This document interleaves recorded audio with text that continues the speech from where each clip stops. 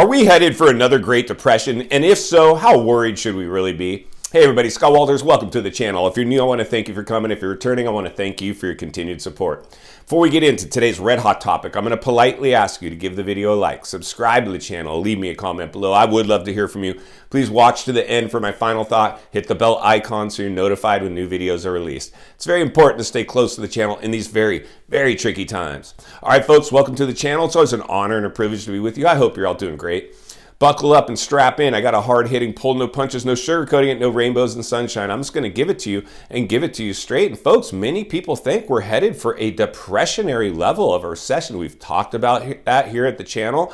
We'll continue to heat map and temperature check the real estate market because at the end of the day, everything hinges on the real estate market. If we lose the real estate market, we lose everything. And this has happened before. That's the one thing I think that's really shocking for me. We've always had booms and busts in the real estate market. So anybody that thinks that there's no way that we could experience a downturn is this very shocking to me. So the other thing that's really shocking to me is I have since day one, as soon as this whole crisis unfolded, came to YouTube and started warning people, please be careful in these times. This is an artificially created housing market due to government stimulus spending, and stimulus measures. There is no way it can sustain itself. The dust will settle, there will be blowback, and we will play the piper. And I continue to see, it's alarming to me.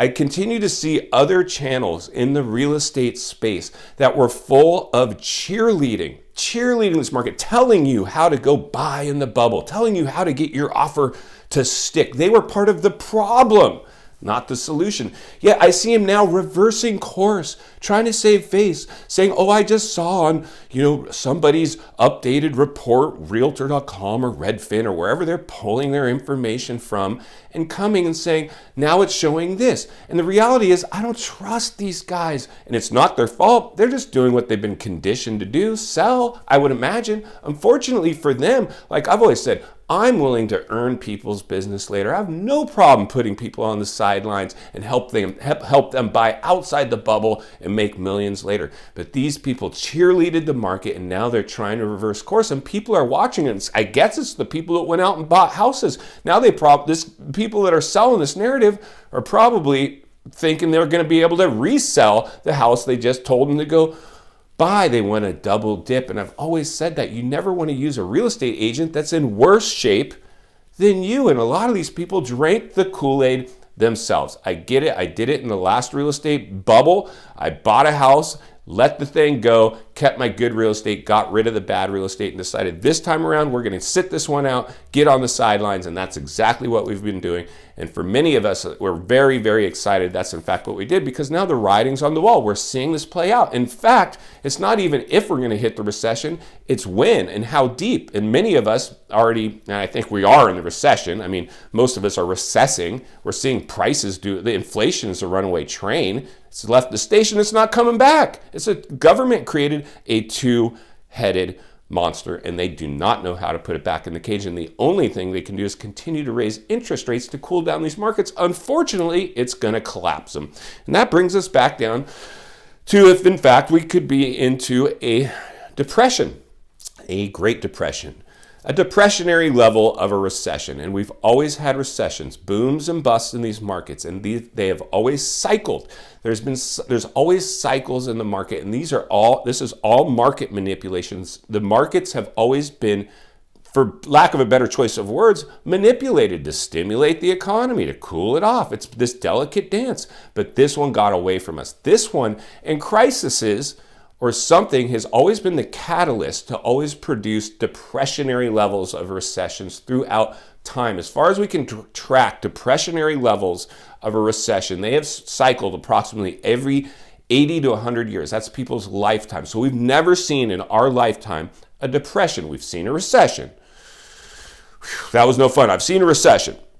No fun. But I don't regret going through it, but I certainly don't want to repeat it again, doing the same thing over, expecting a different result, cheerleading you guys, telling you this is how you can buy in this market, money is cheap, and then come back and say, I've changed my mind. This website's saying we're cooling off, so, if you're still interested, give me a break. Help people, warn people. Right now is the time to insulate yourself. Save your cash for the crash. Save it for a rainy day. Save it for whatever we need to save it for. But the reality is, like I've always said, as a trained sales guy, this is going to come down to the psychology of sales, the psychology of people, and people are going to recess. They're going to be afraid to spend, and that's when people like that watch this channel are going to go buy for pennies on the dollar. Hopefully not some home that you think is going to make you happy, but investment property, residual income, free time. I want to create free time for you so you can spend your time walking a beach or doing things like that. Not basing your insides by other people's outsides by having the right house. That's a trap.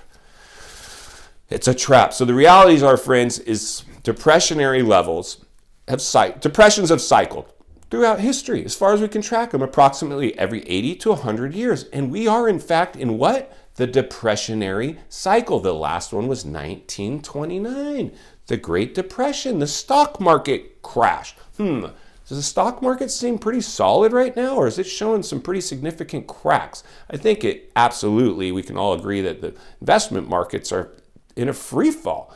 They're on a razor's edge. They're going to collapse at any given moment.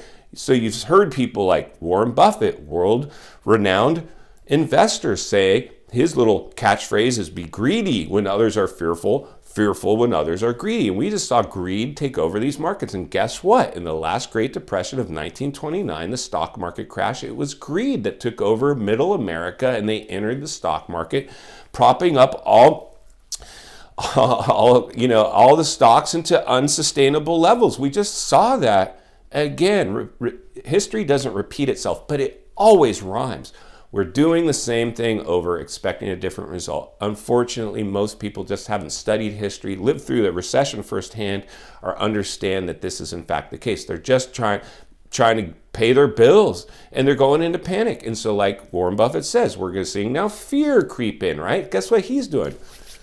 It's going like this right now. Starting to figure out where he's going to target his next investment. And right now, you're going to be able to buy stocks at a discount. You're going to be able to buy real estate at a discount, but only if you were prepared. And like I've said before, I can't guarantee this is going to happen, but if history has revealed anything to us, there's a pretty high likelihood, almost a guarantee, that it will. So what can we do? Well, expect the unexpected, because listen, no matter where you're at on this thing, at least if you halfway expected it, if and when it happens, Lord forbid, you will be less paralyzed by it as the masses will be, because they didn't even hear a message like this.